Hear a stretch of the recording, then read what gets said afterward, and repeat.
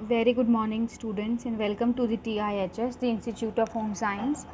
And our today's topic is dietary management in cancer, right? So let's begin. Introduction. Basically, cancer is the uncontrolled abnormal growth of the cells. Cancer में basically होता क्या है, जो आपकी जो cell का जो लाइफ स्पैन है वो नहीं होता. They are continuously growing, they are not dying. ठीक है. So further what is tumours. गांठ जिसको हम आम भाषा में कहते हैं, दैट ट्यूमर क्या है बेटा. गांठ इज़ दो प्रकार का होता है. एक होता है मैलिग्नेंट और दूसरा होता है बनाइन.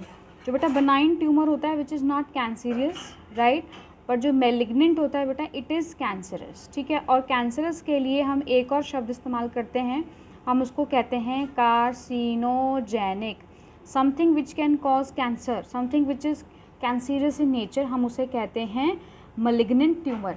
मलिग्नेंट ट्यूमर जो होता है बेटा, इसके पास एक ख़ास बात होती है, एक प्रॉपर्टी होती है जिसको कहते हैं मेटास्टेसिस, जिसके द्वारा ये शरीर के एक हिस्से से दूसरे हिस्से में फैल जाता है, जबकि जो आपका बनाइन ट्यूमर होता है वो एक हिस्से से दूसरे हिस्से में नहीं फैलता है. चलिए जी आगे बढ़ते हैं. Now what are the risk factor. ऐसे कौन कौन से घटक हैं जिनकी वजह से जो कैंसर होने की संभावना है वो ज़्यादा होती है. पहला है हेरिडिटरी.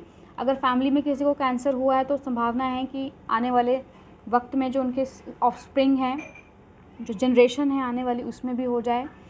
सेकंड है इन्वायरमेंटल फैक्टर, जैसे कि रेडिएशन. आपको पता है कि अगर आप अपना एक्सरे कराते हैं सो आप विद इन 3 मंथ्स आपको 2 या 3 बार एक्सरे करवाने नहीं जाना चाहिए, because that radiation may cause or may harm to your body sales.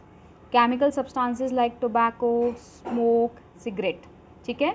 उसका डाइटरी फैक्टर, अगर आप बहुत ज़्यादा मीट खाते हैं तो it may cause digestive system cancer. अगर आप बहुत शुगर्स लेते हैं तो it can cause colon and rectum cancer. If you take lot of fat it may cause prostate gland cancer.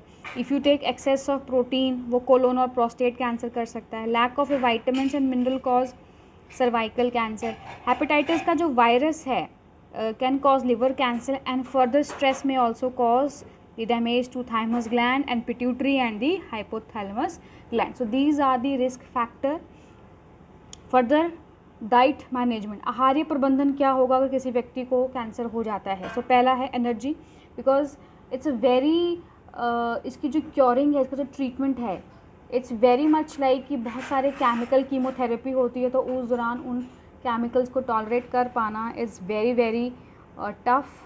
And so in that case energy की requirement किसी भी individual की बढ़ जाती है. So energy requirement increase 2000 kilo calories and for mall nourished is 2000 to 3000 kilo calories. Protein, essential protein should be given. Nitrogen is important for tissue healing and for malnourished 80 to 100 grams.